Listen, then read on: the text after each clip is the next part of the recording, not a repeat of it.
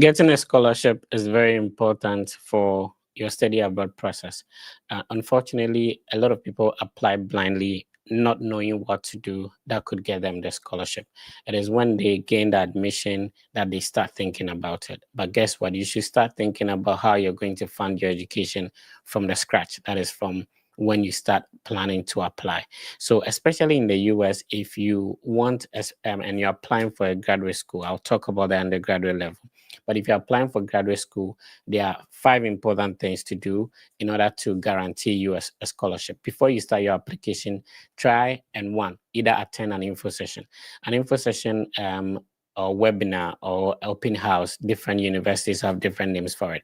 It's some sort of a program that the school takes that opportunity to explain whatever is happening in the school, how you could apply, the scholarships available. You also have an opportunity to ask questions.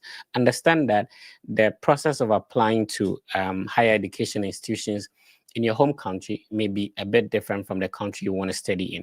A typical example is that if you want to, you are done with high school, you want to apply to University of Cape Coast, you want to apply to University of Ghana, Legon, or maybe University of Education, Winneba. You go through the post office, you don't contact anybody in the school, you pay for the application fee, you post it, and then it's being done. Over here, you need to talk to somebody before you even put in your application. So for graduate applications, try and attend an info session. You can also email the graduate coordinator of the program to find out certain things that are already not on the university's website. A lot of people complain that I sent an email, nobody responded. It's because the information you sent, has already been answered. Those answers have already been produced, and that may be the frequently asked questions on the website. So please try and read that. Don't repeat the same questions that has been already answered on the page. You can also email, set up a one-on-one meeting.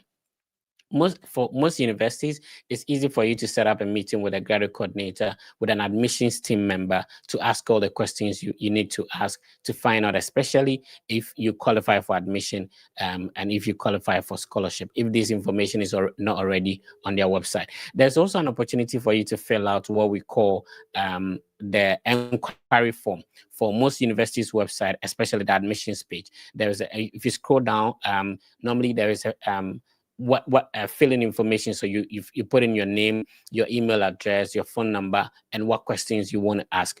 Then they can be getting in touch with you to let you know about all the questions you ask and all that. So there are several ways you can get to know about whether the university, the program you want to apply to, have a scholarship, they would admit you, and all that. Today, our podcast is going to be very conversational. We'll be answering all your questions. So I'll be sharing the link. You can join us live in the studio. If you do have any questions, we'll be happy to respond to them. So just click on that and join us. You can also type it in the comment section, share so that somebody can benefit from the ideas and information we are sharing. My co-host has always been Miss Hetty and Ben. Hi, Miss Hetty, how are you doing? Hi, Fred. I'm doing well. Thanks for asking. How about you? Yeah, I'm okay. It's currently 1:49 at my end. What's the time at your end? It's also 1:49 at my end. Oh, awesome. You're on the same time zone. Interesting. Mhm.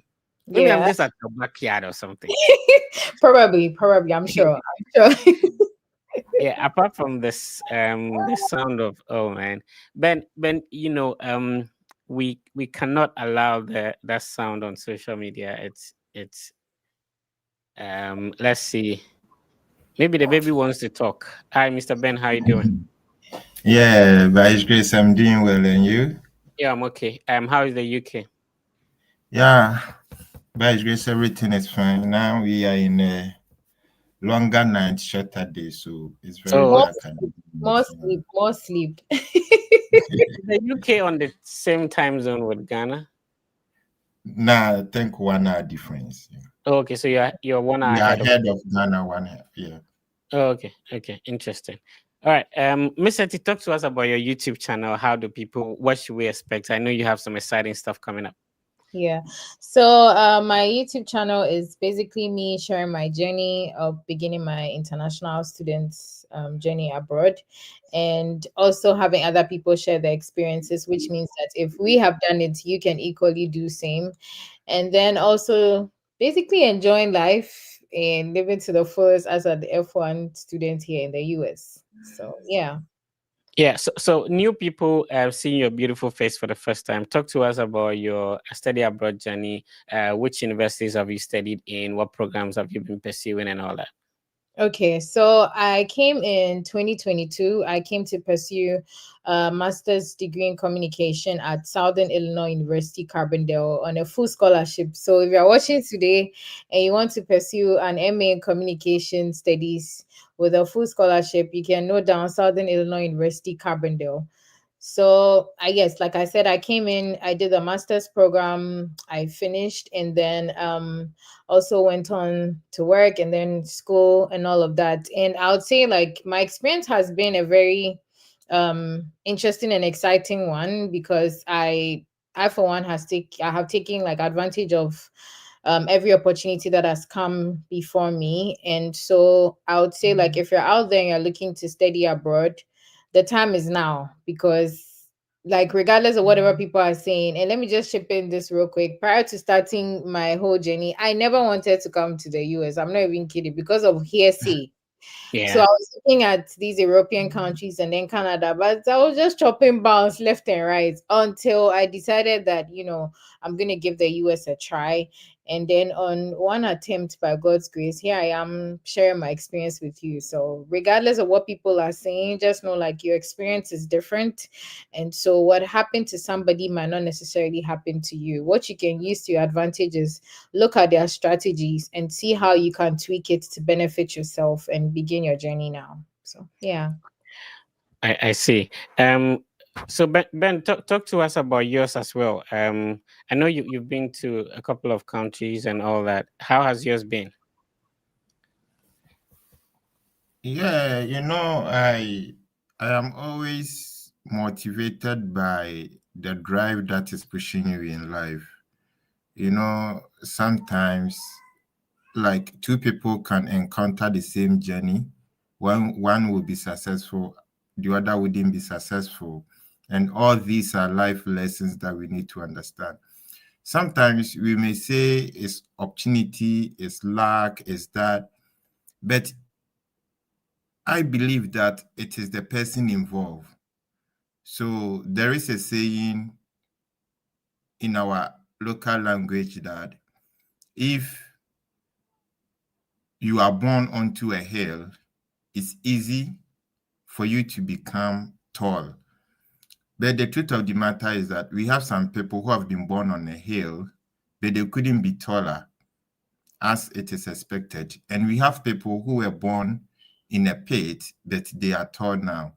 So sometimes it's not about where you find yourself, it's about where you want to go.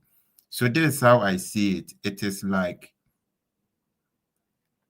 somebody wants to help you, like maybe I'm a driver, I want to take you to a destination. Supposing you don't know where you are going, how can I take you to where you are going? And I think that that has been the situation of most of the youth of late. We want to go somewhere, but we don't know where we are going.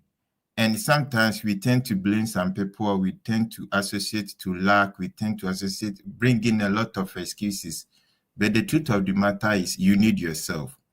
So on that note, wherever you find yourself, no matter how hard it is, you'll be able to navigate yourself from.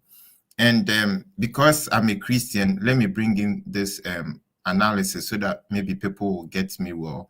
So if you read the book of the Old Testament, when the Israelites wants to go to the promised land, I think Moses sent some troops to go and check the land. He received two reports. The first group came and they were said that the people who are on the land, they are like giants. We can't fight them. If we try, they will kill us. Then the other group also came and said, oh, the land is very good. It is flowing with honey. Yes, it's true there are people there, but we can conquer and take the land. So this is how the life is. So we have some people, anything small thing hits them, then they come back. But we have others too who continue to push on. And that has been my journey. I have a reason for going to India. and by the grace of God, I was able to fulfill it. And afterwards, I moved to UK. Even when I started the UK, there were a lot of hindrances, especially finances, but it didn't keep me back. I still navigated myself through, and here I am. I am done with my second master's in UK. And we are hoping, trying that maybe some years to come, we can help as many as we could. The truth of the matter is, when you come, you see the difference for yourself. No one will tell you, because the education system that we are using in our country, they were designed by people. Sometimes you need to put politics aside and face the truth. The education system you're using, we're being designed.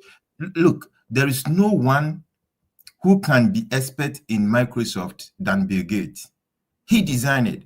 So the best way, if you want to become a guru in Microsoft, then you have to be in touch with Bill Gates. Is it Bill Gates? Hetty, who is in charge of Microsoft? You are muted.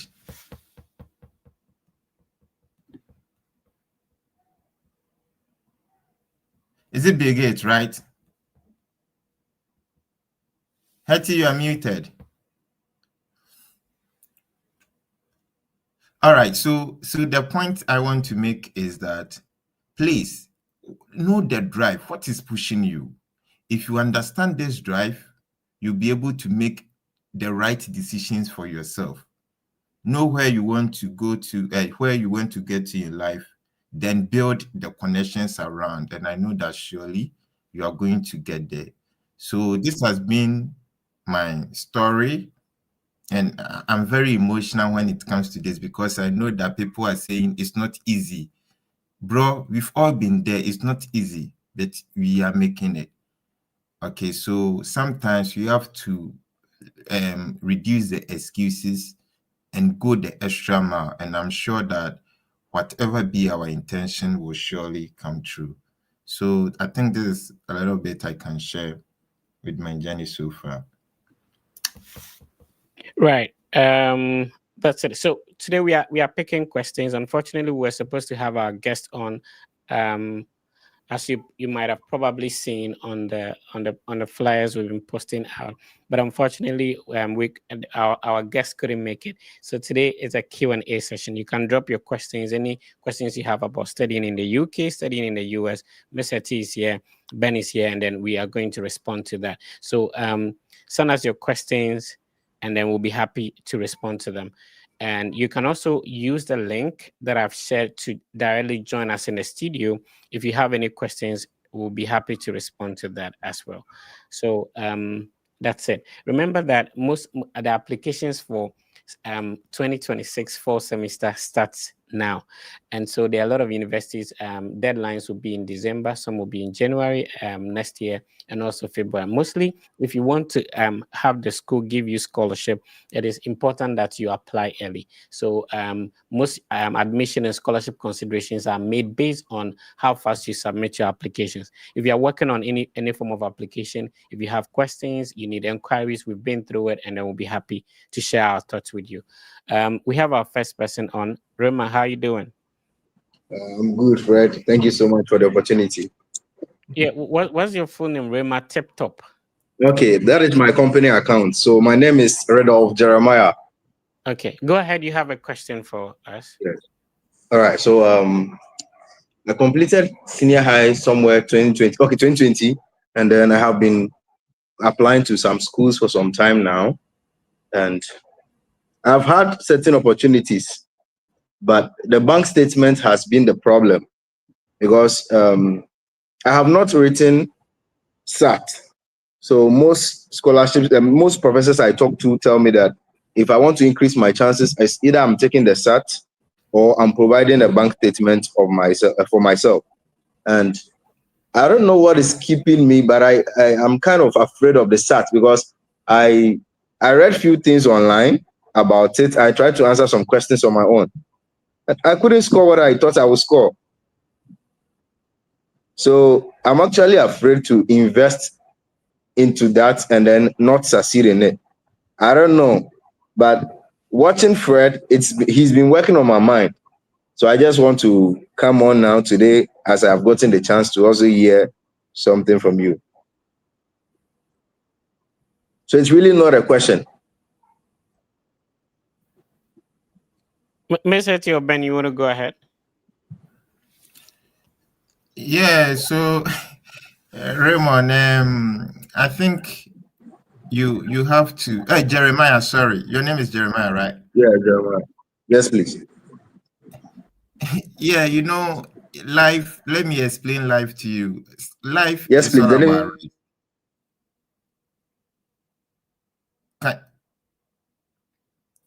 I think Jeremiah is he's having issues with a connection. I think his question was very clear, so we can go ahead and answer it. Yeah, so life is risk. Okay, that is the definition of life. So if right now you've tried and you think you're not getting the score that you want, it's very simple. Keep preparing. Prepare until you think you have prepared enough. Then give it a try. We don't run away from problem. We face it. And until you face it, you are not going to see the result. Even if you fail, it is not the end of your life. You have gained an experience.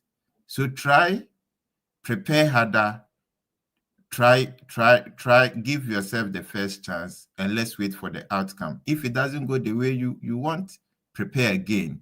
So until you pass your SAT, you are not giving up. Have this mindset, and I'm sure you are going to be successful. Okay. Can you hear me? All right.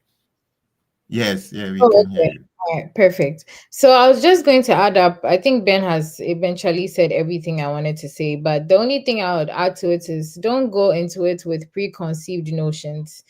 You checked online, people have shared experiences that it's difficult, it's hard, is it's not going to work out. And just don't go with preconceived notions. And this is something that has happened to me because I remember when I wanted to do study abroad in the US, the reason why I wasn't looking for the US was because everybody told me I have to write GRE. And I don't like maths.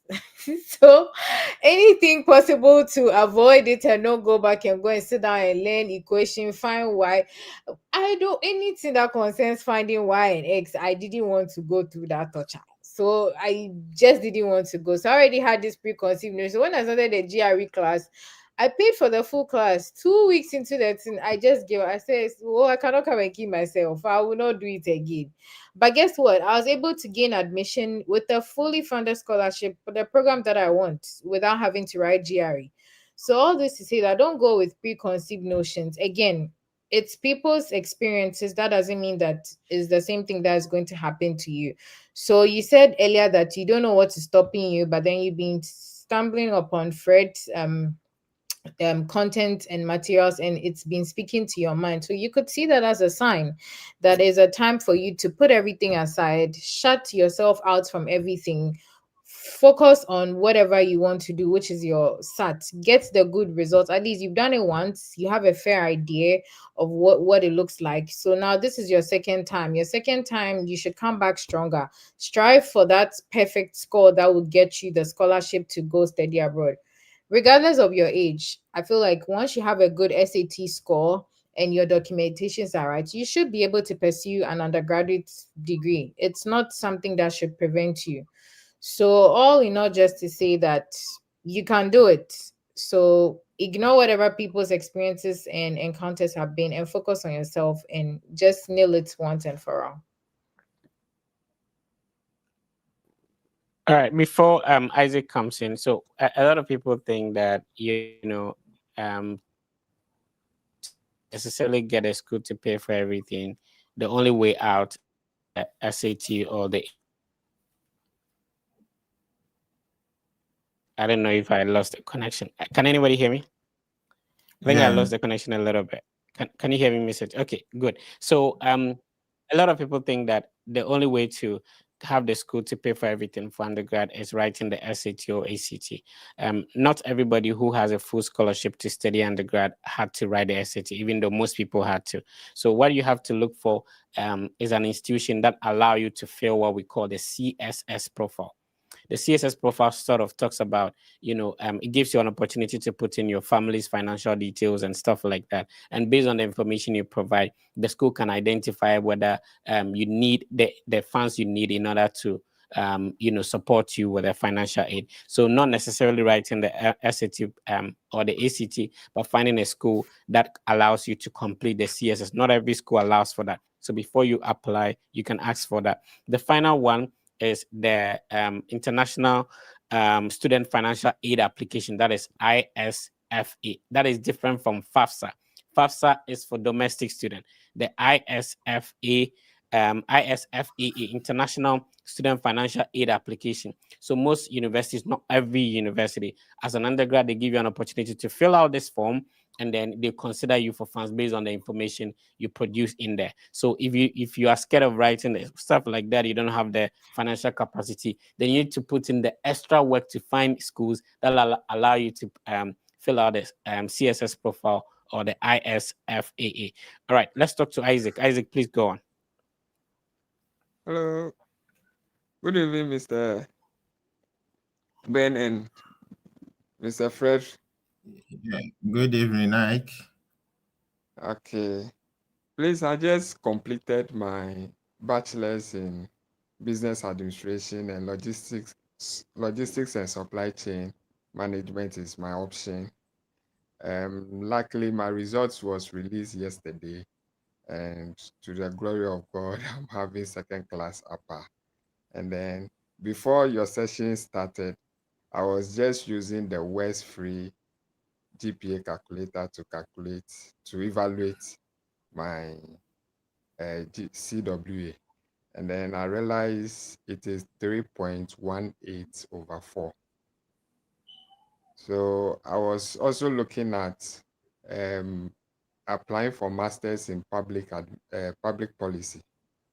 And I don't know if it is okay for me to go for it, or there's any other option you can advise me on. Okay, thank you for your question. So, which university do you intend to apply to? I was checking University of Connecticut. Do they accept West? Okay, I've not really checked that. So that's the problem that most of us we face along the line. Some people even end up writing GRE. At the end of the day, they will not use it. So we have always been saying this. At the moment you have the intention to do so, try as much as possible to have at least 3 or 4 universities in mind that you want to apply to. It's good you've been able to identify your program. Go to their website and read the application requirements. When you read and where's it's a requirement, it's a mandatory requirement, then you can know how to figure it out. So sometimes we worry too much about things that we don't have to worry. And let me tell you, there are about thousands of universities out there that do not accept West evaluation. West. Okay. So what you have to do is please go and get the application requirement of about 5 universities you want to apply, and then let's start from them. And then don't also get worried about maybe the results you go for your West evaluation. Okay. You don't need, even though some universities may declare that maybe you have to get 3.0 before you can apply, but once again, it's not all the universities. So you have to know how to play your cards well. So if you read and maybe the university is demanding like maybe 3.7 or 3.5 before they can give you scholarship, bro, don't waste all your energy there. Yes, sir. Go and look for the ones that you can fall within. There are a lot of options for you. Don't limit yourself. There is not one school in the US, over 5,000 universities. And the universities have been designed in such a way that each and everyone can get a university to attend. Okay. Thank So you I'm very sure much. if you're able to put in these strategies, it will help you. All right. But finally, with my background in logistics and supply chain management, going for the masters in public policy, is it advisable? Can I? Okay, go ahead. Oh no. Oh, okay. I was gonna say that if there's one thing I've learned about schools here in the US is regardless of your background, you can get into certain programs. That is why most schools like require you write a statement of purpose. You look at some courses that you took that like go in line with whatever you want to study. So your background shouldn't limit you that this is what I want to do, but this is my background. So by force, I have to go into supply chain management. No, there's an aspect of public administration that drew your attention. How does what you have studied, or what even after what you study, what you're going to do in terms of work, help you get into that program? So that is where you use your statements of purpose to your advantage. Does that make sense? So, Yes, regardless of please. your background, for my personal interactions I've had with people and all of that, I know you can get into that program.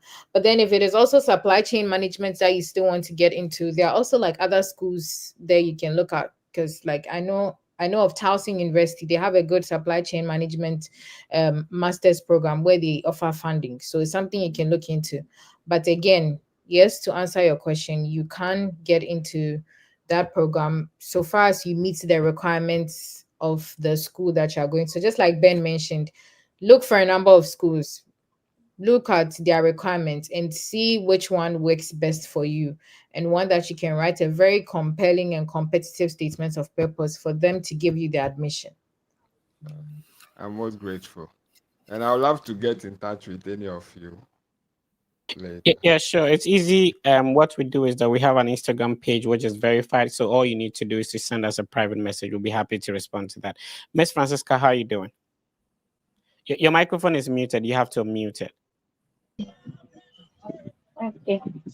Yeah. Good evening. How you doing? I'm fine, thank you. Please yourself. Unfortunately, there's a bit of noise at your background. Okay, just one Tell them minute. you want to study abroad, so they should keep quiet for you to ask your question. Anyway, Is go it ahead. okay? Yeah, we can manage Okay. this. I want to find out about one thing, which is you did your HND when you had a second class lower, and then you did a top up. It's quite unfortunate, Miss Francisca. So sorry. Good question, but the background is not helpful. So it will be great if you get a quiet background, then we'll be able to talk to you from there. Right. If you're asking how do you join the session, we've shared the link on the various social media platforms. So you can just click on the StreamYard link. It will directly lead you into the studio and you'll be able to ask your questions. Alternatively, you can type your question in the comment section. We'll be reading and then we'll be responding to them. All right. Let's see if we can pick another person. Oh, Miss Francisca is back, but the background. Okay. Let's talk to Eben. You need to put your video on if you want us to pick you up because you're on video. Mr. Ebenezer, go ahead. Can you hear me, please? We can hear you. Go ahead, sir. Okay, yeah. Thank you for the opportunity. Um, I have a brother, not me. I have a brother who completed Cape Coast Polytechnic. He did the auto. I think they work more on the, I think, cars and the other machines. Do you know other technical universities that have courses in that area?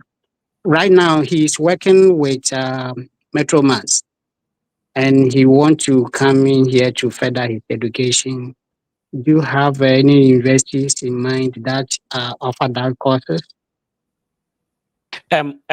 What is his qualification? You said Cape Coast Technical University. Is it a Yeah. bachelor's? Is it a diploma? Oh, that time was not university, so it's like HND. Okay, so that's a 3-year or 2-year diploma. 3 years. Okay, so for 3-year diploma, he has to make a decision. If he wants to study in the US, he can use the 3-year diploma to apply directly into a master's degree, and then he can also apply as a as a transfer student for a bachelor's degree. So what I mean Okay. is that, assuming he Mhm. wanted to go to Legon Tech or any school like that, because he has already completed some 3-year undergraduate courses, he would be admitted as a continuing student. right? So you need to Okay. ask him whether he would prefer to apply directly for a master's degree program or he would prefer to go through the bachelor's degree route. If we get to know that, then we can decide on, okay, what would be the next step to take. Because for a 3-year diploma, he has 6 semesters of transcript. And for most people applying for masters, they would have 8 semesters or 4 years of transcript. Okay. All right. My next question is, do you guys do maybe one of your team members do like application and stuff, and there's any charging to it? Because for me, Yeah. So what we do is that we have a one-on-one session. Not everything can be can be put on social media. So what we do is we have a one-on-one session, and I'll be sharing the link. When he schedules a one-on-one meeting, we get to know what qualification he has, the transcript, and what apply for, whether the bachelor's or the master's degree. And from that, from the alternate, you can send us a direct message on our verified Instagram handle, and we'll take it from there. So this will be the link to schedule the meeting. Let me see if I can push that out real quick. Yeah, so we have a link. I'll put it on the screen very soon. That is the link we can use to schedule a one-on-one session. We can take it from there. All right, let's bring that person on. Emmanuel Gazy, go ahead. Microphone is muted. You have to unmute it, Gazy. Oh, okay. Emmanuel is gone. Okay, go ahead. Go ahead. Of you. Sorry? We can hear you. Please go on. Okay. So, please, I'm getting admission to Grand State Valley University, and I have I managed to get Before you my continue, my verification that my 20 is in. Gazy, before you continue, there is a bit of noise at your background, right? It's difficult hearing you. So if you could fix that. Okay. Let's Hear me see. now? Yeah, we can hear you. Okay, So so I've the gotten name of the admission. take your time. Yeah. The name of the school is Grand Valley State University. So that's the Yeah. name of the school you've gained admission to know what you said. Yeah. Go ahead. Yes. So that is a master's in cybersecurity. I applied for, currently I'm processing for my I-20, and then I couldn't get the funding. So I kind of tried my hands on M Fund. I was given the Gazy, this is a 87,000. Gazy, take your time. This is a learning platform. Let's get the names right. The name of your school is Grand Valley State. The loan you applied for is called Empower Financing, not M Yes, Fund. M Fund. Let's use the Okay, right word. This is an education platform for people who are learning. okay. So Empower Financing. After they granted me the loan, I'm kind of scared because the amount they gave me and was 87,000. I was like, in fact, I actually need advice on whether to accept it or not because I'm looking at the prospect after the program and the payment.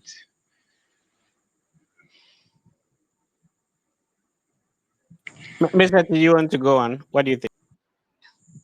Sorry? So I was just going to say, first of all, I think there's some noise in your background. Okay.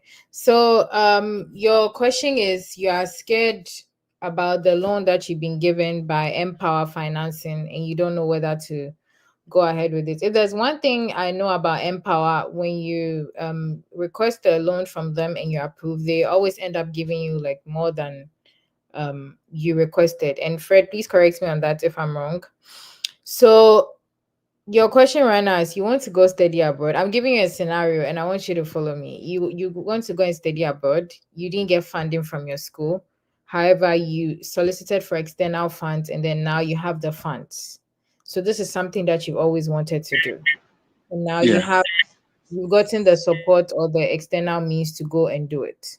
Okay. You're afraid of the job prospect afterwards. Why not focus on the now and the present? You have the opportunity to go steady. How about focusing on getting the visa, coming in? You never know if you'd end up getting an assistantship upon arrival.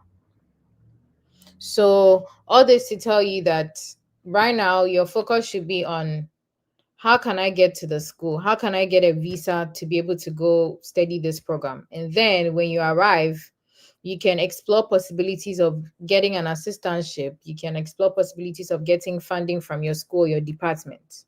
So if you should ask me, you have had an opportunity to gain admission. Some people haven't, but you have. And then now you have an external funding, which is more than you requested for. Hooray. But yes, you are worried about the payments because it's a loan. But look at it on the positive side, which is I think something that Fred always advises us. And even Ben mentioned this at the beginning of the live session, that always turn it into positives. Like look at the positive side of things and then use that to your advantage, because you don't know the opportunities that lie ahead of you when you arrive here. So my personal take is don't let that be a stumbling block to prevent you from pursuing that journey. I would say like look at the brighter side of things and use it to your advantage.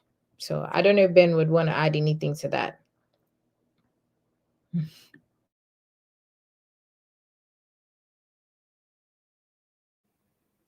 Etty, you said it all. So, by the way, Yima, congratulations, because somebody wants to be at where you are. The person have applied for 10 times, but every time she applies, she gets rejected. But you are lucky to be to be to get how much did you get? 87,000. Yeah, you are muted. 87,200. 87, that's a good money. Yeah. Okay, so now, yes, I think the only part I sign with you is that maybe when you go for a visa interview, there's a likelihood that you'll be asked, how are you going to pay that money? Have you been joining the Freddie Fed visa mock interview? I think it just came. Yeah, so It came join. last Yeah, week. because you have people who have been in your shoes, they've gotten loan and still got their visa approved. Okay, so Okay. as Miss Seti What? said, uh-huh. Okay. What get me I'm scared listening. was that if I take it and sign currently I have to sign the acceptance and agreement form, terms and conditions. Now, when they put me on auto pay, then it means that even when I'm in school, I have to pay about $1,100 when I'm in school. During the Have learning. you read it well? Because I know that most of the loans, like sometimes it starts when you are done with your education. Yes, so They there start are the options. deductions when you are done. Yeah. Yes, so there are options. So that one came in. In fact, I've not signed it yet, but there are options there's an option that when you are done, then you start a payment. Then there is another option if you want to get a discount on I think the interest rate or so. You'll be signed on to auto payment. So whilst you are in school, you're paying the interest. Then whilst you are done, you have 6 months afterwards. Then you can start paying both the interest and then the principal. So, when I look at it and I saw the amount, I was kind of scared of it. Yeah. So Mr. Gazy, you're Ghanaian, right? Yes, I'm a Ghanaian. Yeah. Ghana for you so cut too much. You so cut too much. But I just want to add up to something that Ben said. Okay.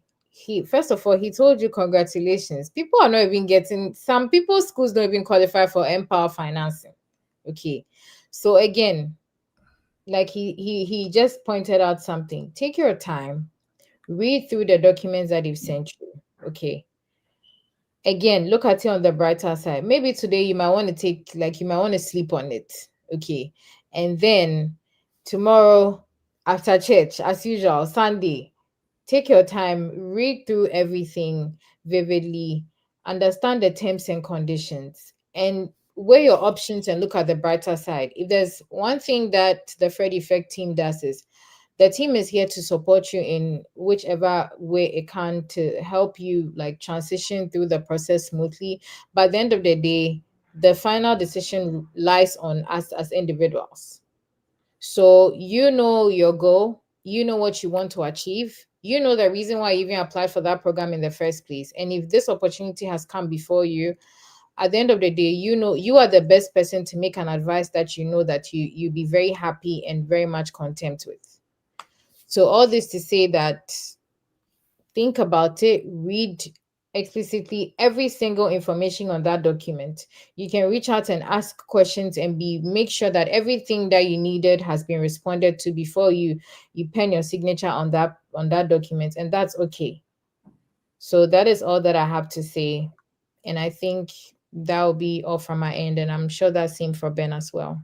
Yeah, that's that. So the only thing is what you can also consider the option whereby you can start paying after you are done with your studies. So that in case you are there and you're able to secure other source of funding, then you can you can now decide to do away with them. So yeah, so I think if you go in for the option where you can pay after you are done with your studies, it can help so that you can have enough room to look for other alternatives. Okay. All right. So I think we have Francis. Can you hear me? Hi, Francis. Okay, you probably have some I can hear you. Hello. Yes, Okay. we can hear you. You can go ahead and ask the question. Okay.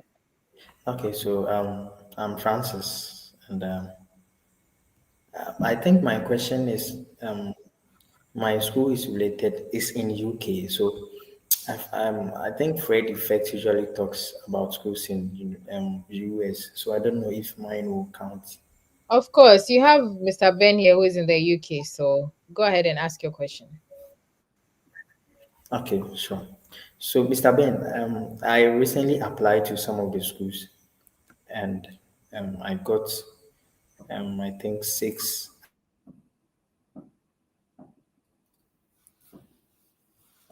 Okay, I think we lost Francis, his connection. So maybe we might want to take another person. Another Francis. Hi, Francis. Hi, Francis. Okay, I think we also have a little bit of. I think in the meantime, let's see if we can get like one question from the chat. I don't know if that's fine with you, Mr. Ben. Yeah, I'm fine with it. Okay, so somebody says, "Hello, Fred and team. I applied as a transfer student to study in Wayne State University and was admitted. The academic department of my course is saying 76% completed, and I need 24 course to graduate, but it didn't specify exact credit hours I need to do so. What is the difference between courses and credit hours because it wasn't specified?" So if there's one thing I know, credit hours refers to like the number of courses you are taking in a semester. So in the US, let me speak from the master's, the graduate student level. If you are taking 3 courses, each course is 3 credit hours. So if it's three, so that means 3 multiplied by 3, that is going to be 9. So 333. So that's the total number of credit hours. So your question, which is what's the difference between courses and credit hours? Credit hours is the number of hours attached to each course. So you would have to reach out to your school with your question and ask them to be explicitly clear on what exactly they need because it might differ from schools. And also because you're a transfer student, so your process differs from someone who is like freshly admitted into the program. So again, you might want to email your academic department and ask them for explicit details to understand your situation in order to get the right information to them. Hopefully, I've responded to your question. Um, so someone says, I'm inquiring. I want my daughter to study from the USA, but she has just completed primary 7 in Uganda. What level of education should she apply for? Mr. Ben, do you want to take this? Primary 7. I think that's elementary, right? Education in Uganda. Yeah, I could be wrong. Maybe. I Yeah, think, yeah, I think that would be primary school. So if you can explain better, Yeah. that would be helpful. yeah. Yes. So if you can explain, that would help. So Atongo says, I have HND in industrial, which I graduated with 4.31 over 5.0. Do I stand a chance of getting a fully funded undergraduate degree? I'll leave Mr. Ben to respond to this because Yeah. Okay, so another mistake that we make, please, the scholarship is not only the CGPA is not only requirement for scholarship. So I would be glad if, like, after you said you got 4.31 after out of 5.0, then maybe you indicate at the moment I am doing A, B, C, D, maybe, and when I was in school, I was this, I was that, I am volunteering for this company. You see, that makes you heavy. Then that one we can confidently give you an answer. Because supposing somebody to has a CGP of 4.8, then obviously if we are to go by CGPA, then you are out. Okay. So please, it's good. You stand a huge chance of getting a scholarship. Even we know people with two CGP of 2.5, 2.3 who were able to secure scholarship. But the truth of the matter is they didn't submit only their transcripts, they added extra experience. So if you had been with us from the beginning, Miss Hetty was saying that that's the reason why you have the chance to present your statement of purpose. And that's where you indicate most of these things. And then you in your CV as well, for anyone who is to take decision on your application to know that indeed you stand out. So your CGP alone cannot make you stand out. What other things will make you stand out? So I think that is what you need to be considering at the moment. You have a good CGPA. Congratulations and keep it up. But for you to be able to secure full scholarship, then please, my advice is that try and get something doing. If you are not in any field, try. Even if you are to volunteer, try and get volunteers so that you can enrich your CV. And I'm sure that you will be through with this scholarship application. Thank you. yes, so just to add on to that, even before that, your question says you have an HND in industrial. There's so many industrial programs. You weren't like necessarily specific. So at the end of the day, this is your GPA, your CGPA. You can look for schools that align with what you want to study and look at their requirements as well. So just like Mr. Ben mentioned, it's not limited to just your transcript and your CGPA. Their schools require other documents. If it was CGPA, like trust me, some people wouldn't have stress of having to write statements of purpose, writing sample, and all of those things. And I have a video on my YouTube channel. My YouTube is Miss Hetty, where I talk about the steps to like you go through in order to do your school application, and then you can look at that video and it will also serve as a guide to help you make that decision as well. So, Francis, can you hear us? No, there's Atongo Listo. Oh Yeah. no, Francis, yeah. Okay, Francis. Okay. Okay. So my question is, I had admissions, and then it was partial funding. So Francis, initially, sorry, there's some background noise at your end. If you don't mind, and then we can go ahead and take it from there. Yeah. okay, okay. So is it okay now? So it was a partial funding. I think 20 to 30%. So initially, I had someone who was willing to help me pay my school fees. but then something happened, and then the person isn't in the same position as she was before.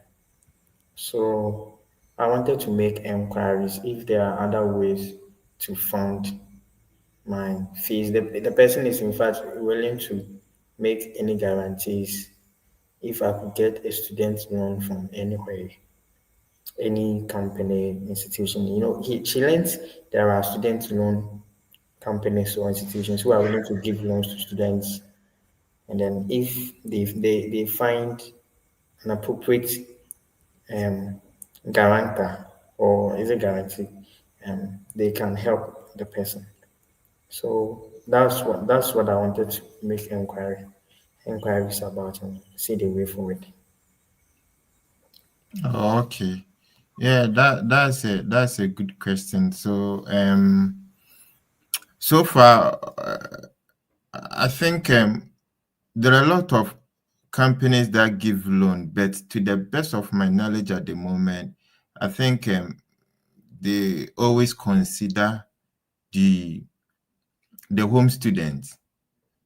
Yeah, so even more about almost all my classmates, like the white people, they were all most of them were on student loan. But as to extending it to international is something I'm yet to figure it out, because once again, all the international students that I know, it's like none of us have been able to bring out whether he or she is on student loan. So we all tried to pay our fees at our own pace. So what I would do is that I will make some few inquiries. So try and then send us Instagram message, and I will try as much as possible to um, send you the feedback on that. But at the moment, what I know is that most of the companies here, they do sponsor only the home students. That's the best I know at the moment. So I can still make some inquiries and then get back to you. So just link up via Instagram and I'll get you the needed information. Okay, thank you very much. Thank you very You're welcome. All right, thank you so much, Francis. So then let's take another question from is Redwan. Okay, there's a question here. Good evening, Fred Effect team. I want to know if I need to write an SOP to study for an undergraduate degree. Mr. Ben, the way you smile. So for an undergraduate degree, again, I think Mr. Ben and I have stressed on this enough that once you find a school you want, look at the requirements. Look at the requirements. Every school that I know of in the US has a website for requirements needed to get into that program. So whether it's an undergraduate degree, it's a graduate degree, once you find your school, look for your program's website and check out the requirements. If there's something you're still not clear about, send an email to your department. It might take long, but you surely get that response. So to answer your question, the right response to your question will be to check with your academic department's website and see the specific requirements they have there, if they need you to write an SOP or not. So let's take another question from this person says, I just graduated from the University of Ghana. I studied Bachelor of Science in Business Administration and I majored in BSc in Health Services Administration. Can I do a master's in public health outside without doing national service in Ghana, please? National service, if you have the chance to do service, I feel like you should. I did service. I think Mr. Ben, you also did service, right? Yeah, I did. Yes, and I'm sure, like, yes, the Fred Effect also did national service, but again, it's your long-term goal. And I know if you want to work in government after school, that is one thing that is required. It should be required that you have at least served the nation for a year, right? Yes, so you have to consider your long-term goals. In the immediate or short-term goals, it might feel like it's not something you might want to do, but how about also using it to your advantage? Use that time or space to get into the field and see which part you want to specialize in. And then you can use that to build up on your graduate application process. Also, if you feel you want to do your graduate studies immediately as well, you have the means, you have the documents, you have everything ready, go for it. So my personal advice to you is to weigh both options, as which is one, if you know you're going to be in government someday, the national service is a mandatory thing. But if not, you can still look at it from the angle of getting the experience and knowing which aspect of public health you want to specialize in, and then using that to build up for your application process. And the second option is, if you have the means and you are ready and you feel like you are prepared and want to go right now, you can also go for it. I don't know if Mr. Ben will want to add anything to that, but that'll be Yeah, I think you said it all. So there's nothing much to add. okay. That's fine. I think we'll take a question from Oluwatoyin. Can you hear me? Hi, Oluwatoyin. Okay, I think she's not here.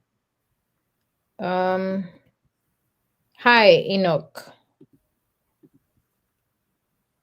Can you unmute yourself? Yeah. Yeah, can you turn on your camera because we are doing like a video, so it'll be good to see your face. Yes, Okay. please. Hi, Enoch. Good evening. Good evening. Hi. Yes. So, I emailed two professors in the same university regarding different programs, right? So I did my bachelor's in psychology and my master's in clinical health psychology. So one of the program is clinical health psychology, and one is research, educational measurement, and psychometrics. So in psychology, we also have psychological testing, which has to do with psychometrics. So I want to know, is it advisable to apply to two different graduate programs in the same university? So I'm concerned about perception as whether you are not like convinced what you want to do. But all the programs can be used in the same field of clinical psychology. Yeah, it is allowed. Even some schools portal system is such that they can even allow you to select 2 or 3 programs. So I don't think it's going to be an issue. Is it from the same department? No, it's not. So now the only advice is that try and then find out from them, like which of the department is willing to sponsor you, so that if you are to pay application fee, you can say, so for instance, if you maybe send email to all of them and one says yes and the other says no, then at least you have to channel your energy to where they says yes. But if you are lucky and both of them says yes, there are funding available, then you can apply to both departments. So it's allowed to apply. I I'm know they listening. assured me that funding is available. Yes. So but if then I was funding is concerned about perception. no, don't worry about that. Go ahead and apply. Enoch, Baku and Fa Baku Befa. So yes, I mean, yeah, just to add on to like what Mr. Ben said, it's allowed. At the end of the day, you just said that they said that they have funding available for you. So you sounded, when you were talking with all the terms, I was like, okay, he knows what he's about, he knows what he's going for. So please push it through. If you end up getting both, that's a plus for you. Then you just decide which one you want to do. Okay. Yes. Thank you very much. You're most welcome. Hi, Frank. Frank, can you hear me? Yes, madam. Can you please turn on your camera so we can see your face as well? Okay. Okay. All right. Please go ahead and ask your question. Okay. My question is, I'm done with the DS 160 application form, and I want to know if I can send it here for Okay, so just to respond to your question, assuming you are done with your DS 160 and you are asking if the team can review it for you. yes, please. Yes. So if you happen to join the Fred Effect mock session, are you a part of that? Yes, please. Yes. So there are days where the team sets aside to review DS 160. So you can send Mr. Fred a message, and then you can also be joining the sessions, because even sometimes on random days he reviews DS 160, or anybody from the team does that as well. So then you can reach out to him, and then he would assist you with that as well. All right. Hi Abdul. Hi Abdul. Yeah, thank you very much. Mhm. Thank you for the good work you are doing. Actually, my question is, I applied for interview, but unfortunately there was a mistake I made, and then so it couldn't really meet the time I am starting my school. So now I have March 19th, next year March, and my school supposed to start in January. So that means, and I have exhausted all my rescheduling options. That means I have to defer the program to maybe the summer or the fall intake. So in that case, if I defer, what next am I going to do? Am I going to make changes in the DS 160 application, and how am I going to do that? Or when I defer, I get a new I-20 letter. What is the next, or what is the way forward? Okay, I want to tackle one aspect of it. So before you defer, I think you can consult your department and see if it's possible for you to join online until March. Then you explain your situation to them, Okay. so that you don't waste much time. So you can join them online to cover the first semester. Then when you get your visa, you go and then continue.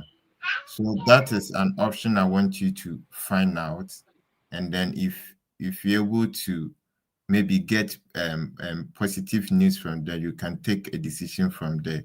I don't know, Miss Hetty, if you can talk about he getting new I-20 for the deferment, after the deferment. If you're deferring to a new program, I think most of the times, like, they give you like a new I-20 if you are deferring. So if you are going to defer, but I think the very most important thing is what Mr. Ben has asked you to do, and then you can decide from there. If you're going to defer, then they'll give you like a new I-20. Yes. You're muted. Sorry.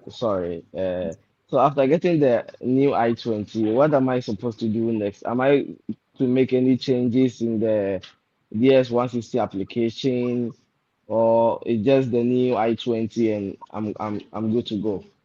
So there are a couple of things. Let me know if you can hear me. Can you hear me? Yes. Yes, Hey. please, Mr. Yeah. Fred, I So can hear you. yeah, there are a couple of things. The first one is that you may, if you've submitted your DS 160, obviously because the some aspects of it are going to change. For example, your earliest admission date, your program start date, and all that, they will change. So it will necessitate that you change it in the DS 160. So for example, in the DS 160, they ask you, when you want to arrive to start your program. In the previous DS 160, due to how that date was structured on your I-20, you might have chosen a different date. Now it will necessitate that you choose another date. Also, if as at the time you'll be going for the next interview, your work experience, something might have changed about your profile that you would want to, add to the DS 160. So yes, the good thing is that if you start a new DS 160, you can raise what we call a ticket, and then they will update it in the system for you. So that will not be a problem.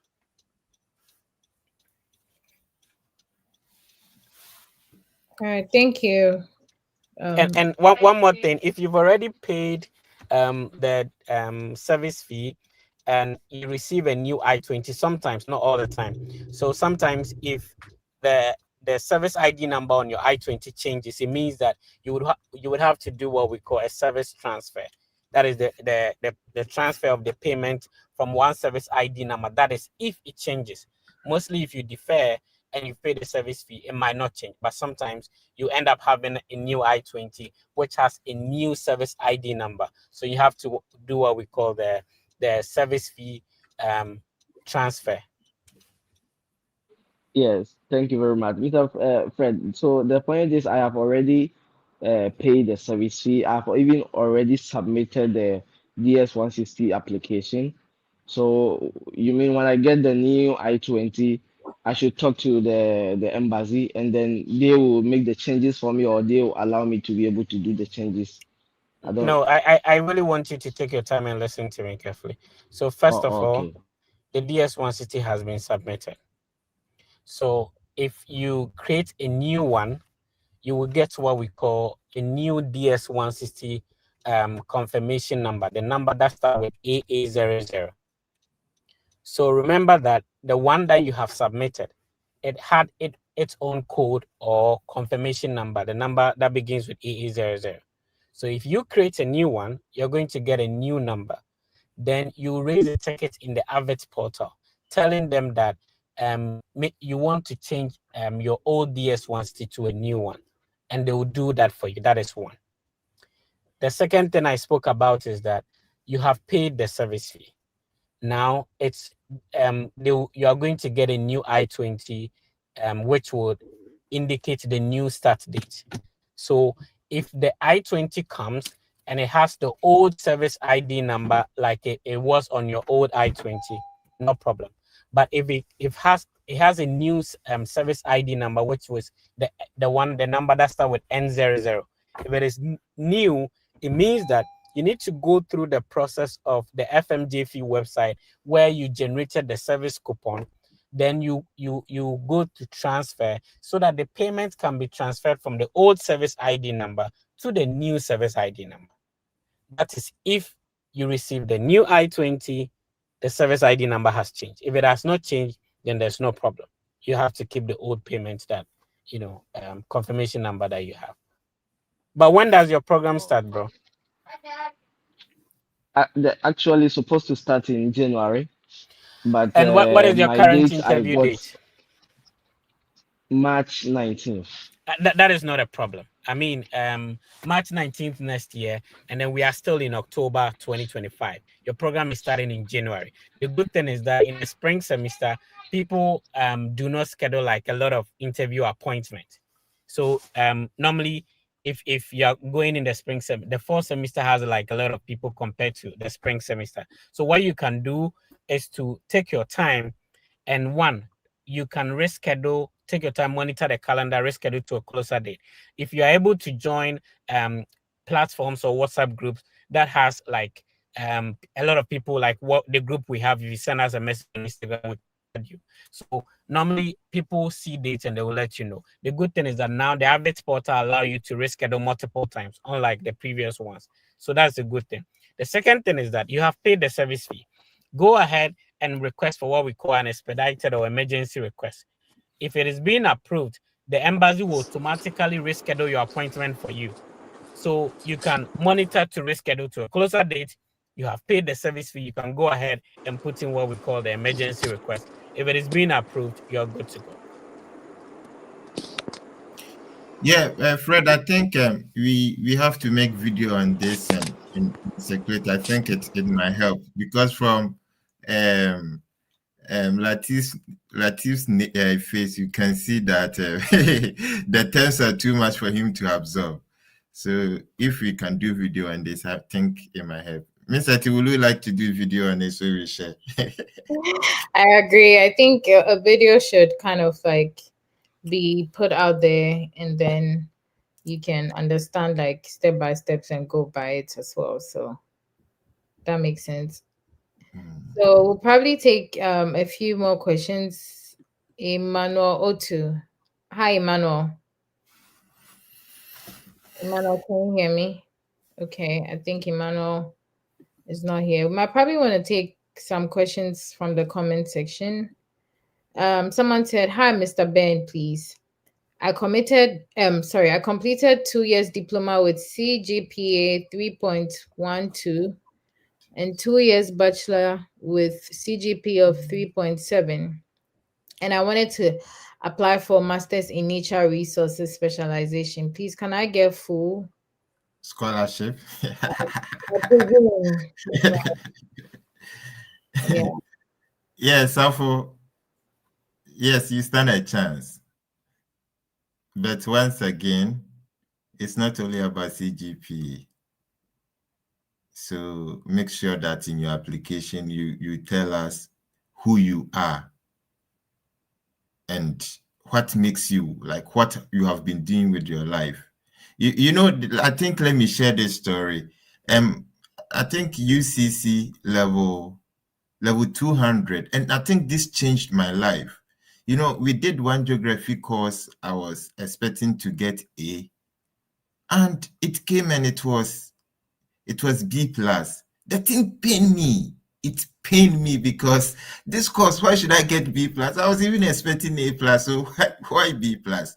You know the funny thing. So I went to meet the lecturer, and I said, "Say, this is your course. Like my assessment, everything was on. I was expecting A, but I got B plus."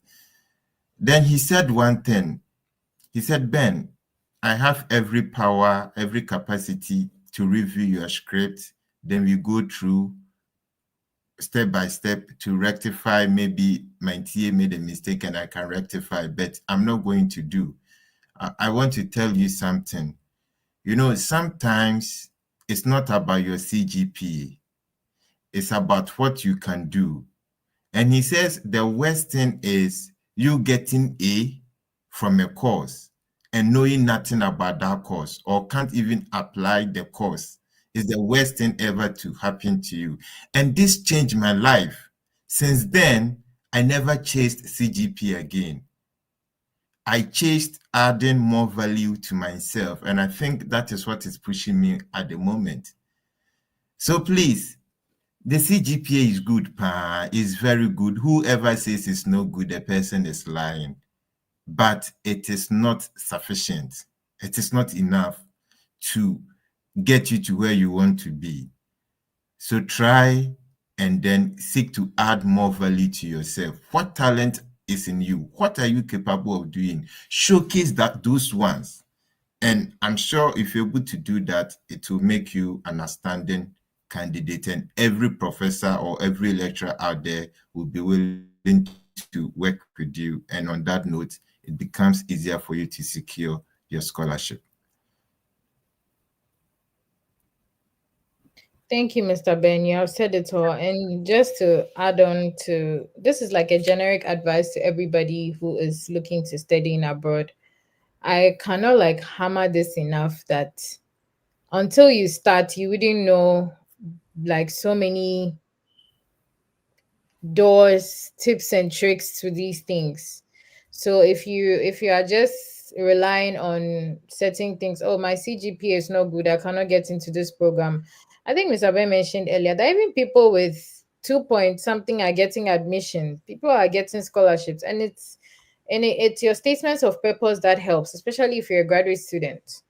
So again, you have the points, you have a good CGPA, but then also like you need to let the school understand what else are you bringing to the table? What experience do you have?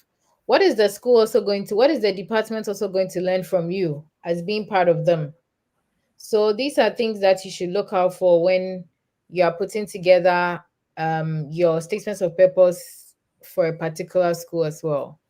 So is Oluwatoyin here? Let me see if we can take this question. Hi, Oluwatoyin. Okay, I think she's not. Um, let's take a few more questions. I see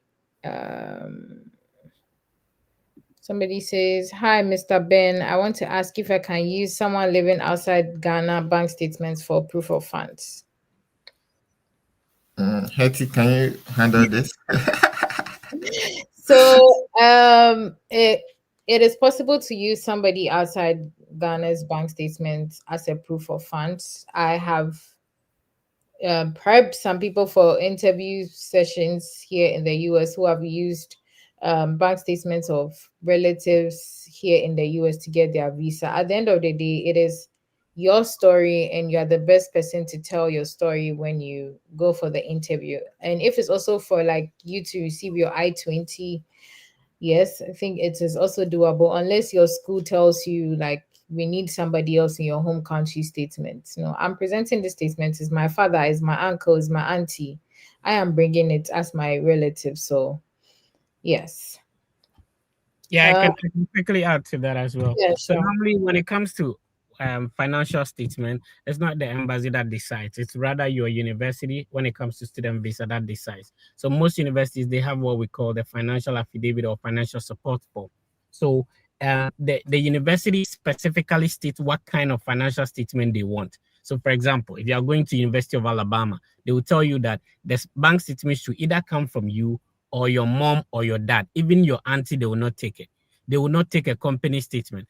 Meanwhile, my first university or higher university, they will say that any bank statement is okay, whether it's a company statement, you have to add a letter to it. So the university you are going to dictate what kind of bank statement they would accept.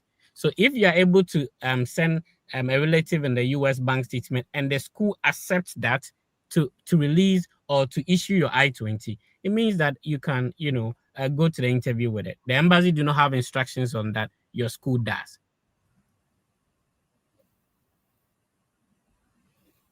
Thank you so much, Fred. So there's a question says, I've always got accepted. I've always got accepted to universities, but no full scholarship. How can I use my CV, including working on over 20 projects as an electrical design engineer, to get a full scholarship? Mr. Ben, do you want to touch on this? Okay, let me try. I think it's a very good question. So what you have to do is that sometimes the university also indicates the requirement for writing the CV. And even if they don't indicate, you understand the program you are going to apply for. And then I think through that you can redesign your CV. So for instance, you have 20 projects in an electrical design engineer. Good. And supposing the program that you want to apply has nothing to do with electrical design, and you go and then indicate that in your CV, there's going to be that kind of mismatch. And even this applies to all those who wants to do job applications as well. So just understand the program requirements. What exactly is the program looking for? And what are you likely to get from the program after you have completed? Then you can link your relevant experiences. So one, it's not everything that you have done that you need to capture in your CV and submit for application. And I think that is another mistake that we've all been making. So sometimes understand the program, read the program overview, know what the program is about, and then you now design your CV to meet the program requirements. And I'm sure if you're able to do that, it will really help to boost your chances. And then also, sometimes you need to also check the recommenders you are using. Those who count. Mind you, when it comes to the scholarship decision or application decision, any requirement that the university has specified counts. So CV, you need to pay. I think I read one requirement of one university on statement of purpose, and the university indicated that if you don't meet this requirement, the application is going to be rejected. Okay, so my advice is that have an overview of the program you're going to you want to go and read, then design your CV to meet that and make sure you get. So I think the take home today is relevant experience. Relevant experience means that the experiences that are related to the program. And that is where there should be a connection between your CV and your statement of purpose. So you can't present one CV which is talking about, I have done this, I have done that, I've done that, and your statement of purpose too is talking about different things. They read, they do analysis. And now with advancement of AI, it's easy for them to detect whether there's coherency in your application. It's very easy. So don't be in a rush. Take your time, understand the application requirement, and make sure that all these requirements are in line. You can even let your recommender know the program you are applying so that he writes the recommendation to meet, right, to in line with it. It will surprise you that somebody is applying for, let's say, engineering program, and the recommender to is writing something different. It will surprise you. So I'm sure if we're able to understand all these simple strategies, it will help us to boost our scholarship chances. So I think, Ms. Hetty, this is what I have to say about this. I don't know if you can add something. So I'm just going to add one or two lines because you've actually said the best direct advice anybody can ever get on this situation. The only thing I'm going to say or add on to it is that if you are looking for scholarship or funding from another department, you should also look at your CV and the role you're applying to. What experiences do I have in my CV that tallies with the role I'm applying to? So it's not just about having a CV and submitting it because they say graduate assistants needed. So you just submit your CV. Look at the role, read the requirements. Just like Mr. Ben said, relevant experience that will get you that graduate assistantship. Look at that and then make sure to work on your CV to fit into that role that is being advertised, and then use that to apply. So to this person, like these are the suggestions and ideas that Mr. Ben and I have shared on your question. I don't know if like Mr. Fred will want to add anything to it. So we would appreciate it if people are very specific. So he said he has got accepted into universities. You didn't let us know which country you're applying to because the scholarships will obviously be based on the universities you apply to. And if you've been doing something and it's not going well and people continue to show that they've gotten scholarships, seek for mentorship, seek for help. Maybe you've been walking the wrong path. So which country have you been applying to? Because scholarship applications in the UK is not the same as how you apply for scholarships in the US. And so if you let us know which country you've been applying to, then we'll be able to assist you specifically based on the country, how the scholarship process go. All right. Thank you so much. Fred. I don't know if there are any other questions that would like to take.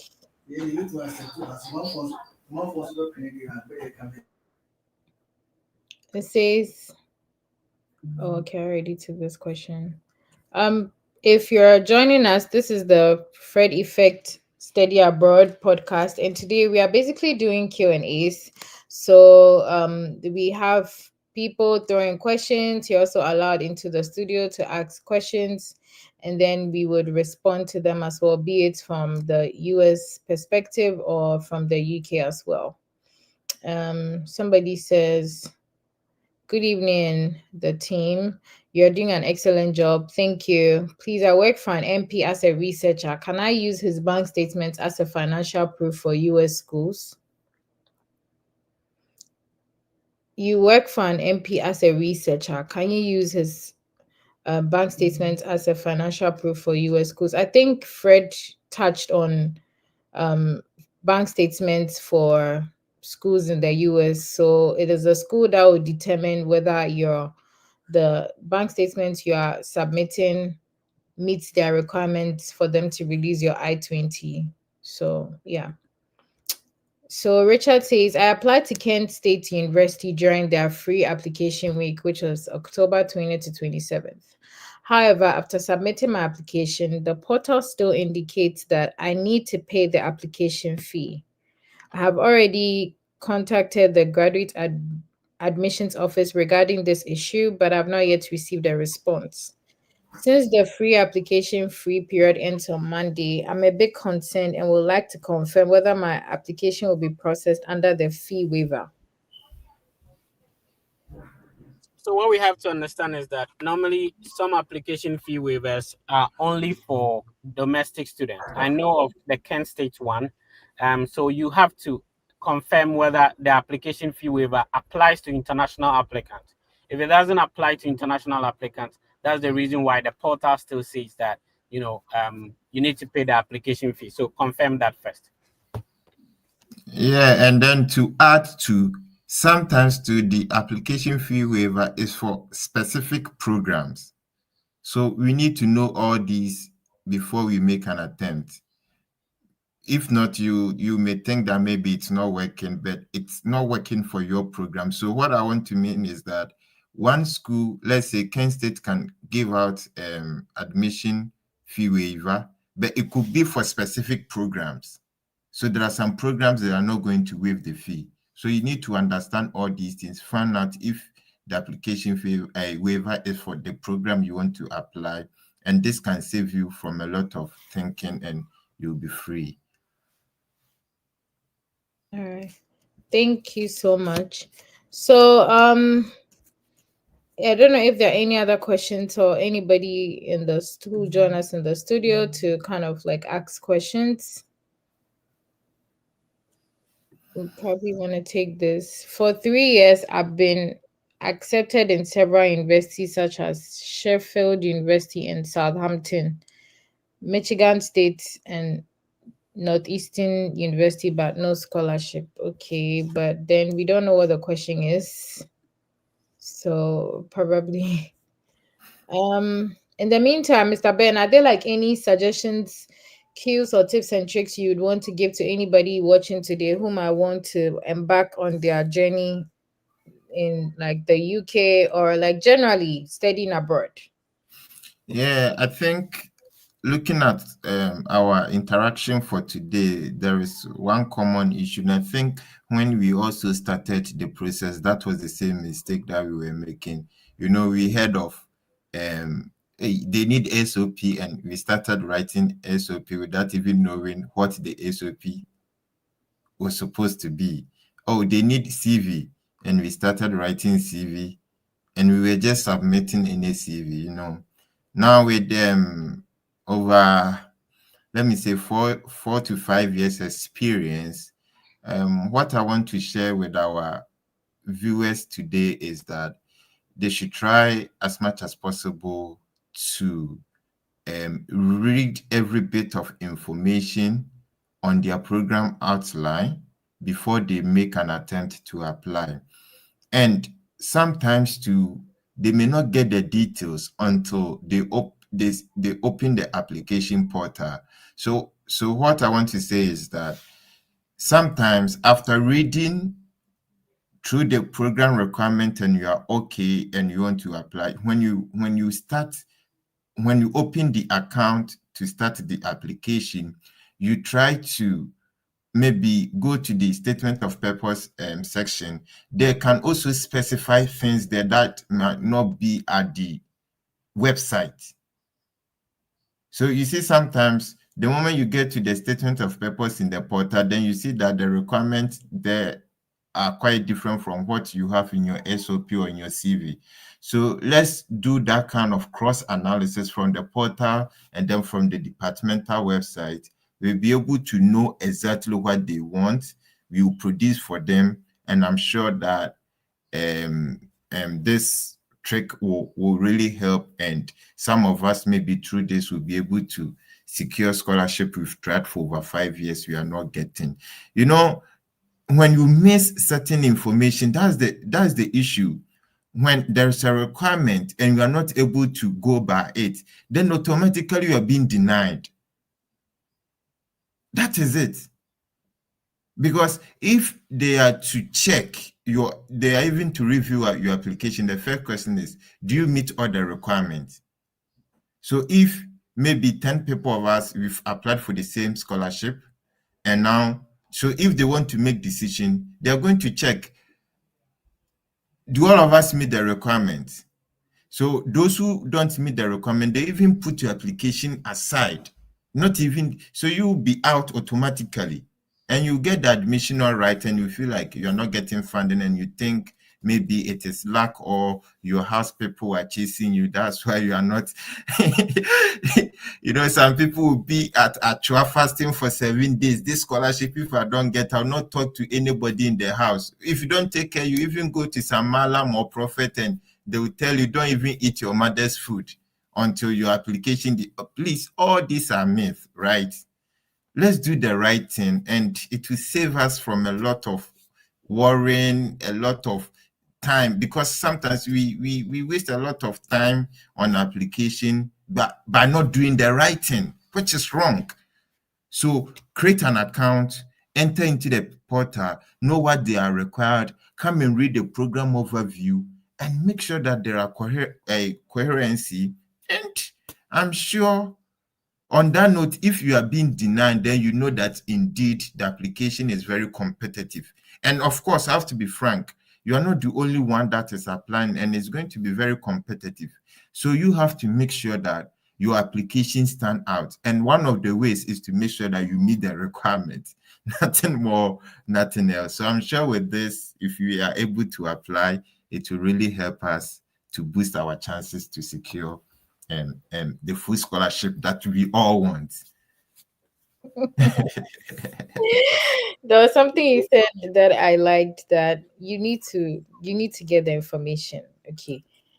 Studying abroad involves a lot of research. That is why there's something that I always tell people who are like, "Oh, I want to study abroad." I'm like, it is easy, okay, but then at the same time it's hard. And I'll explain. Now, it is easy to find a school to say you want to go study in the school, but then the hard work comes when you have to research.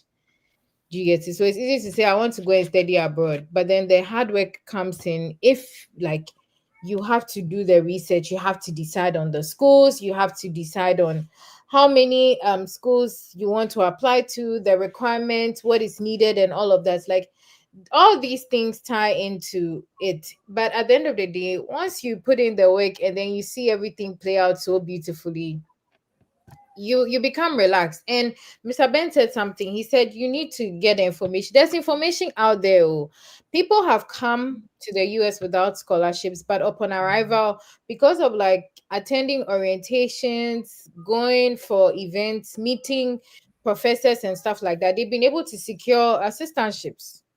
So, and it's all because they ask. You don't just keep quiet and say, "Hey, I want to travel abroad, so I want to go and study abroad, so I'm not going to ask anybody. I'm not going." And I don't know if Fred remembers this. Like, I'm sure he's had like several encounters, but like, sometimes when people come to you for help, they don't want to send you their I-20. I don't know how they expect like either Fred or myself to kind of assist them with maybe like visa prep and all of that. If I've not seen your I-20, I don't know your story, I cannot speak to it.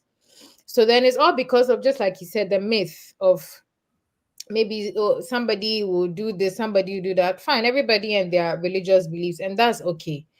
But again, you have to be very much focused on what your end goal is. I always say this, like, people have done it. I have, Fred has, Mr. Ben has, and we are not any different. It's all, the only thing that makes it Yeah, different. we are not superhumans. We're not like humans, okay? It's just the fact that you put your mind to it. You did all the extensive research. See, I didn't know like I could research for it, because I was, see, Mr. Ben, I was determined that GRE, I will not write it because Ah, I don't like math.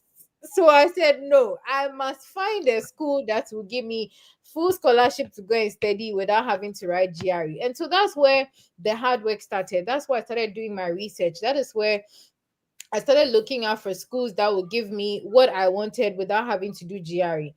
And lo and behold, I found something, and the school is still up and running without accepting GRE. Do you get it? So look for what you want, and like Mr. Ben said, there should be consistency in your documentations. And I want to touch a bit about SOPs, statements of purpose.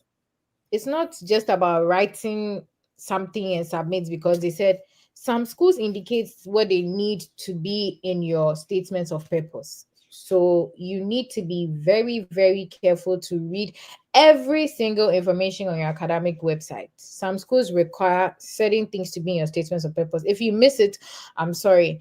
And one catch that I shared in a video on my YouTube is you need to have a strong hook, like your storyline at the beginning of your statements of purpose should get somebody to read. So imagine yourself that somebody has brought a paper to you to read about themselves. What will keep you glued to that paper the whole time to read the story to the very end? That is something that you should consider. So your GPA can be low, but that statements of purpose can get you the admission and the funding you are looking for. Again, your GPA can be high. That statements of purpose can also get you the assistantship you are looking for. So regardless of whatever CGPA you have, know that that's not the only thing your school is looking out for. There are other requirements and specifications that they are looking for that definitely can help you get admission and then the funding that you want. So might probably take like the last round of questions and then we can wrap up if that's okay with you, Mr. Ben. Yeah, I'm fine. Okay. So Priscilla is saying, hello team. If the school is requesting for 3 recommendation letters, can you request 2 from your school professors and 1 from your workplace? Yes, you can do that.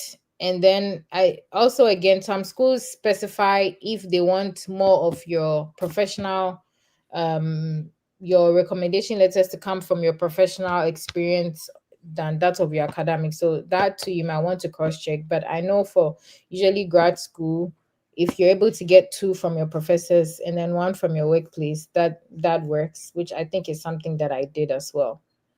And Princess is saying, can you share the name of the school to us? If it's a master's in communication studies that you want to pursue, you can apply to Southern Illinois University, Carbondale. So you see, one of the reasons why you should be joining the Fred Effect Study Abroad podcast every weekend, we've been sharing like some nuggets and some secrets here so that it will help you. So yes, you can look at Southern Illinois University, Carbondale. So there's a question from Josie. She said, hi, Miss Hetty and the team. My name is Josephine. I applied for 2 universities in the US. To both, wait, let me read this again. Hi, Miss Hetty and the team. My name is Josephine. I applied to 2 schools in the US. I applied to 2 universities in the US and gained admission to both.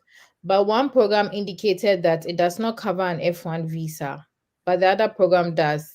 The one without the F1 visa has my preferred course too. I'm now torn between the schools and I don't know what to do. Any advice? This is wait. So Josephine, you are saying you applied to 2 universities in the US and gained admission to both. But one program indicated that they do not cover an F1 visa, but the other program does. And the one without the F1 visa has your preferred course. You are torn between the 2 universities and don't know what to do. Any advice? Is Fred here? I would really love Fred to touch on this because I know usually most schools, if the school is giving international admissions, you should be able to, unless I'm not getting the part that says it does not cover an F1 visa. This is super simple. So what happens is that not every program admits international students, and especially when it is online, they can admit you, but it doesn't qualify you to get an I-20, so you can apply for a visa. So they admitted you into the program because you applied online, and so you can stay at home country, maybe pay fees and do it online. If that's what you prefer, there's an option for that. It means that for that specific program, they are not going to issue an I-20. You cannot go for a visa interview in order to come pursue that program on campus. So if that's your preferred program, why not apply to a different school that accepts international students into that program, and then you can now get I-20, come and study and all that. Just understand that you cannot apply for a visa without your preferred program. In the first place, they cannot issue an I-20 for that. Yeah. Thank you so much, Mr. Fred. There was a question. Hello, team. I want to find a school I can apply for, but I'm really finding it hard to find one. Can you guys help me with like a website? I think this is something Mr. Ben and I have been hammering on the whole day. Once you decide you want to study abroad, that's where the hard work begins. Research, type your program, schools that offer this program. You will find something. So please, Jude. I think this is the best time you can use AI. It makes it easier. Like, I don't know. I think no matter how to go and type schools that offer communication Please, yeah, please use the AI to search for schools instead of using it to write your CVs and statement of purpose. Yeah, so you can utilize AI to your advantage. In this case, AI will make the work easy for you. Just give you like a brief list of schools, and then you can go ahead and begin your process as well. Just a few final questions, and then we can wrap up with some final words. I think we've exhausted most of the questions, because the other questions that are coming in are similar to what he just asked. So, Mr. Ben, any final words you'd like to share with our viewers today? I think it has been an interesting Q&A session. So I think please, you can consider having this like also often, so that people can, have some of their questions addressed as well. Yeah, I think we have to decide, like maybe at the end of every month, the last Saturday of every month can be for questions and answers. Yeah, so people can prepare their questions towards that last session. Yeah, I think we can structure that, and then we see how it goes. Right. So any final words you'd like to share with our viewers watching today all over the world? Yeah, I think one other thing too that is very important, but we are all finding it difficult to do, is just one word: planning. That is the secret to success in life, but it is the very difficult thing that we can never do. So once again, to the Christians, in the Bible, Jesus said, who wants to build a house and would first of all not sit down to know the cost involved, plan everything before he starts? This is teaching us about planning. So please, my advice for you this evening is that let's try as much as possible to plan our life. I know where we are coming from is very difficult. It's very difficult to understand this, but this is the secret. Hetty, I remember when we were kids, we saw some uncompleted building, and we got to 20 years and those buildings were still there. So what it means is that the person perhaps never planned before started, or maybe there could be issues. But honestly, if there was a proper plan, the person wouldn't have wasted the money, would not even start in the first place. So please, study abroad, or to study abroad is not something that should like occur to you. You just wake up and you say you want to study abroad. No. You just have to sit down, you plan, and then you plan it carefully. So that's when I realized that I may have difficulty in USA. I had my backup plan. You see, so planning is everything. Even if you plan and you plan well, we all have 24 hours. What makes others different from us is how they plan their time. Okay, so this is the secret. This one, you don't have to go and sit in any motivational speaking for this apo. This is apokronkron. This one, if you understand it, you are free forever.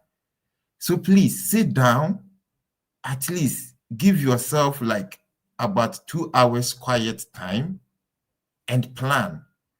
Begin to meditate. Ask yourself, who am I?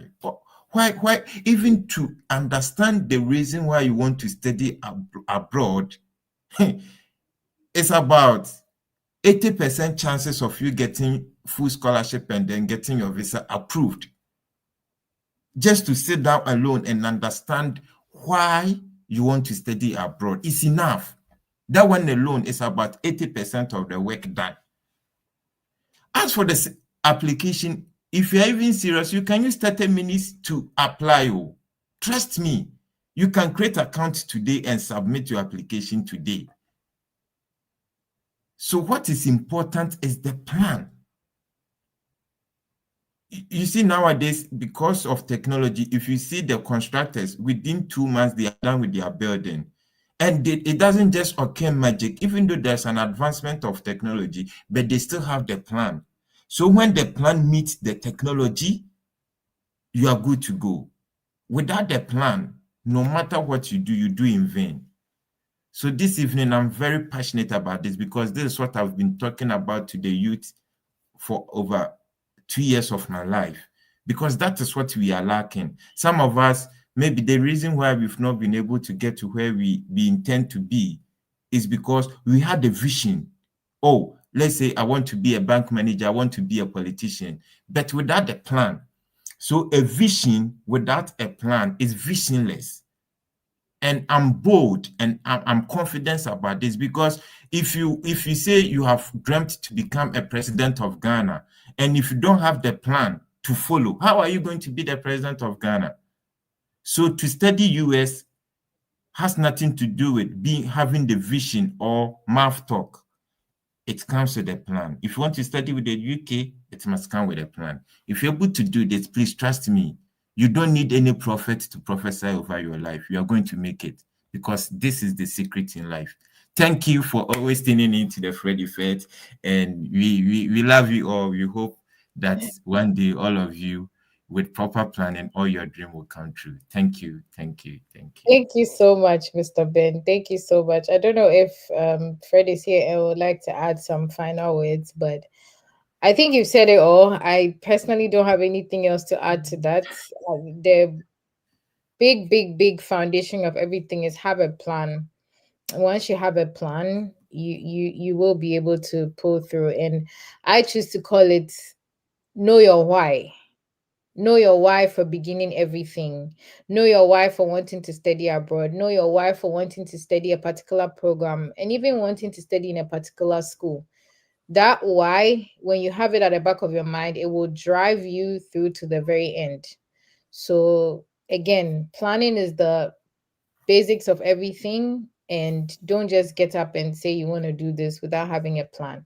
But once you have the plan, you will be good to go. So if you joined us today, this has been the Study Abroad podcast with the Fred Effect team, and today we've had Q&As. And like I said, I'm going to bribe Mr. Fred so that I'll be doing this every at the end of every month, so that we can be responding to some of your questions, and then at least clearing doubts on certain conversations and whatnot. Again, we've all done it. We are not any different. Mr. Ben mentioned we are not any superficial human beings. We went through the process, so we are not any different, and you can also do that. So if there's anything you're going to leave here with today, I want you to leave here with the mindset of having a plan, and have it at the back of your mind that everybody's experience is different. And so if you're sitting down thinking that because it didn't work for Kojo Menu, it will not work for me, no. Make that attempt right now, because you don't know where and how things are going to play out for you. So thank you so much for joining us. This has always been the Study Abroad podcast with the Fred Effect team, and we will definitely be coming your way again this subsequent weekend. Have a good evening and enjoy the rest of your weekend, everybody.